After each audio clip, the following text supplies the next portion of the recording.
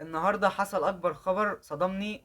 واحد من دفعتي، زميلي، توفى النهارده هو وعيلته، وهم راجعين من الساحل. طبعا الحادث مؤلم جدا بجد.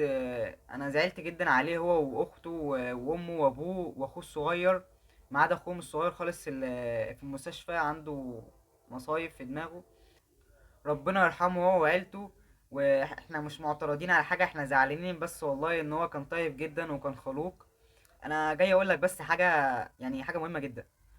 صاحبي ده كان عنده 18 سنه، فاللي هو شوف راح ازاي. راجع من الساحل، الواحد خلص امتحانات راح يصيف، راجع داخل ثالثه ثانوي، فاللي هو بيفك على نفسه. عنده 18 سنه وتوفى، عمل حادثه النهارده، او عمل حادثه امبارح واتدفن النهارده. كان على الكيلو 62. طبعا شاب صغير لسه ما شافش حاجه من الحياه ولسه ما استمتعش بيها، يعني اللي هو يعني يأثر في نفسيتنا احنا اللي احنا كشباب. يعني واحد صاحبنا مات، فاللي هو يعني ايه اللي حصل؟ لا اعتراض على قضاء ربنا. بس انا عايز اوصل لكم حاجه مهمه جدا، ان الموت ما بيفرقش بين كبير وصغير. دي حاجه مهمه جدا. يعني هو عنده 18 سنه وابوه راجل كبير في السن، فاللي هو كلهم ماتوا وربنا يرحمهم.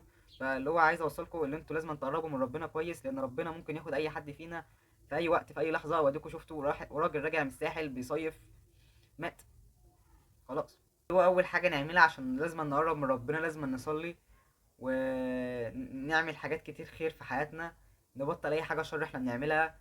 لو بتشتم بطل تشتم، لو بتعمل اي سيئه بطل تعملها. وحاول تقرب من ربنا جامد، لان الموت ما بيفرقش. وانت ممكن يكون انت اللي عليك الدور، او انا ممكن يكون انا اللي عليا الدور. فاللي هو كل واحد ما بيعملش حساب اليوم ده.